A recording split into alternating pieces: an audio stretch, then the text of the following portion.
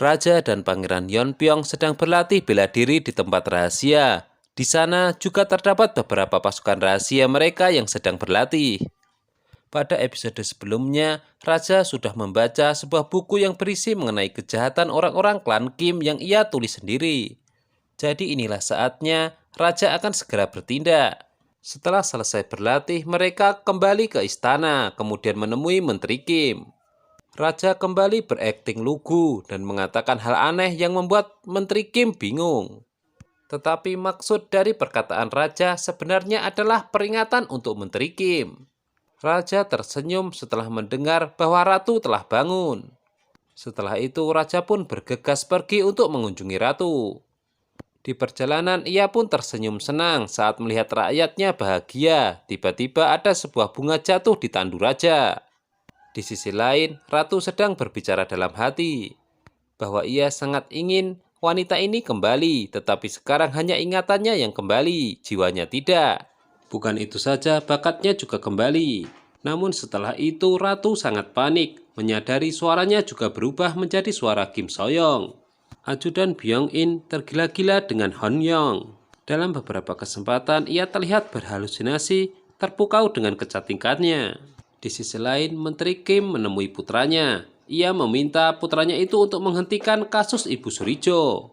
Akan tetapi, Byung-in tidak ingin kasus itu dihentikan.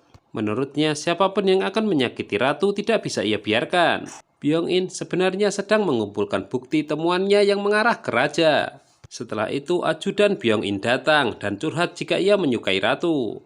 Mendengar itu, Byung-in pun merasa tidak terima. Akan tetapi, ajudannya itu kemudian keceplosan jika yang ia cintai bukanlah Ratu, melainkan Hon-young pelayannya.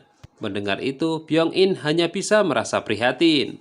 Hwa-jin menatap sedih sebuah buku yang ada tulisan namanya. Tidak lama kemudian Pangeran Yeonpyeong datang, memberitahu jika Raja sedang mengunjungi Ratu karena Ratu telah sadar. Ibu Surijo diam-diam menemui pejabat klan Cho. Sementara itu diperlihatkan pengawas Hong sedang melatih pasukan rahasianya dengan menggunakan senapan. Jelas ini bukan main-main, itu artinya mereka siap berperang jika terjadi pemberontakan. Ibu Surijo memiliki rencana lain dengan memanfaatkan Hwa-jin mengalahkan Ratu. Sedangkan Hwa-jin sendiri sedang panik. Ia bergegas menemui Raja sebelum Ratu mengungkapkan sebuah rahasia. Ratu sedang bermain jungkat-jungkit bersama Hong-yeon. Dalam hati ia kemudian bergumam jika ia terus tinggal di sini maka Sekretaris Han akan mendapatkan semua yang dia inginkan.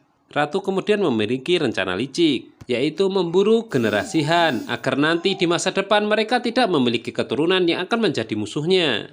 Ratu dengan semangat berkata mulai saat ini ia akan hidup untuk balas dendam. Sebab Ratu jelas-jelas mengetahui orang yang ingin mencelakainya di dunia modern adalah Sekretaris Han. Raja telah sampai di kediaman Ratu. Hon-young segera menarik Ratu untuk pergi menyambut Raja. Raja pun memberikan bunga yang ia dapat ke Ratu.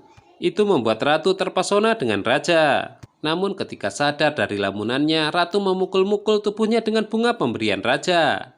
Ratu tidak ingin terbawa dengan jiwa asli di tubuhnya. Tak lama dari itu, ayah Ratu segera menghampiri Raja. Ia tidak pernah menduga Raja berkunjung ke rumahnya. Padahal sebenarnya, kedatangan Raja untuk menjenguk Ratu hanyalah alasan. Tujuan utamanya adalah menyelidiki rumah ayah Ratu. Menteri Kim diam-diam memerintahkan Kasim suruhannya mengambil sebuah benda rahasia yang berada di brankas ayah Ratu. Dan benda yang sama juga sedang diincar Raja. Itulah alasan Raja membujuk ayah Ratu agar diizinkan berkeliling di rumahnya. Ratu enggan ikut, akan tetapi Raja memaksanya. Tempat yang diincar Raja adalah perpustakaan, jadi mereka bertiga pergi ke sana. Raja curiga, di balik sebuah lukisan, di belakangnya pasti terdapat sesuatu. Itulah sebabnya Raja mencuri-curi kesempatan untuk melihat ke belakang lukisan. Hingga akhirnya ia melihat pintu yang tembus ke dinding. Meskipun Raja sudah tahu mana yang akan ia tuju, namun ia belum puas untuk melihat bagian sisi rumah yang lain. Ayah Ratu terlihat panik ketika Raja mengaku mengingat masa kecilnya. Namun setelah itu Raja menarik sendiri kata-katanya bahwa ia mulai tidak ingat. Di tengah perjalanan, Raja terdiam saat melihat sebuah sumur. Dia mulai ketakutan dan pucat. Raja teringat kenangan buruknya pada saat kecil. Di tempat itu ia pernah melihat pembunuhan dan pernah dikurung di dalam sumur tersebut. Di situ ratu mulai bingung dengan sikap raja. Setelah kembali menyaksikan sumur tersebut, ratu sepertinya teringat sesuatu. Namun tepat pada saat itu Huajin datang. Ia sangat khawatir saat melihat wajah raja pucat. Ternyata kedatangan Huajin ini menambah ingatan masa lalu ratu. Ratu teringat pada saat kecil dia pernah bertemu dengan raja di dalam sumur dan Huajin. Di sisi lain, ayah ratu merasa lega karena raja mengaku tidak ingat masa kecilnya. Ratu mengatakan kepada Huajin jika dia adalah Kim Soyong palsu. Untuk itu lebih baik Huajin berkata jujur kepada raja agar merasa tidak dikhianati. Rahasia yang dimaksud adalah yang menyelamatkan raja keluar dari sumur adalah Kim Soyong dan bukan Huajin. Yang diketahui raja hingga saat ini yang menyelamatkannya adalah Huajin. Kebenaran ini tidak mungkin diungkap Huajin sebab ia takut raja akan berpaling kepada ratu. Narasi ratu untuk raja, bahwa kakeknya adalah Pangeran Unon. Dia dijebak karena pengkhianatan dan dieksekusi. Ayahnya adalah Pangeran Jongye yang dia meninggal karena sakit. Sementara itu keluarganya yang lain juga terbunuh. Raja teringat perkataannya dengan Pangeran Yeonpyeong bahwa dia akan memastikan bahwa ratu bukan musuh mereka. Tiba-tiba Byong-in datang dengan alasan untuk melindungi dan mengawal ratu. Disusul kemudian ajudan Byong-in yang tiba-tiba berlari ke arah mereka. Raja dengan sigap mengalahkannya untuk melindungi ratu. Anehnya ratu takut kepada lelaki tersebut. Diceritakan sebelumnya jika ajudan Byong-in itu yang membantu ratu keluar dari istana. Beruntung ajudan Byong-in itu hanya ingin menemui Honyong. Meskipun begitu, akibat kejadian ini, raja merasa berhak melindungi ratu dibandingkan Byong-in. Hongyeon mengobati ajudan Byong-in. Namun ketika ajudan Byong-in itu mulai mengatakan yang aneh-aneh, Hongyeon menghindar. Alhasil ajudan Byong-in mencium temannya sendiri. Saat malam hari, raja dan Byong-in sedang bertarung meminum arak. Ratu hanya diam menjadi pengamat di antara mereka.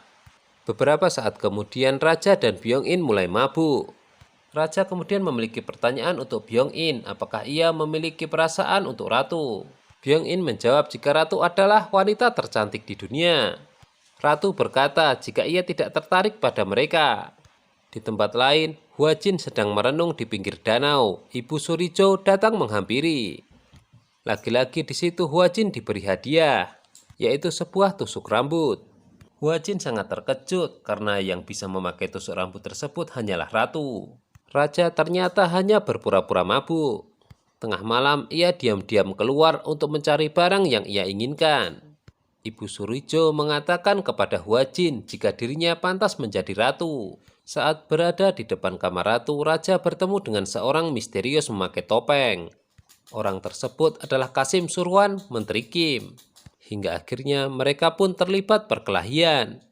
Ratu yang melihat bayangan mereka berdua dari dalam kamar berpikir bahwa mereka sedang menari.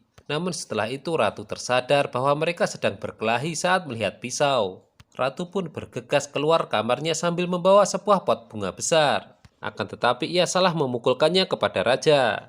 Byong-in datang karena mendengar suara. Raja yang mengetahui kedatangannya pun langsung mencium ratu. Nah kan, Byong-in pasti cemburu. Jangan lupa tonton kelanjutannya hanya di Mail Channel ya. Terima kasih.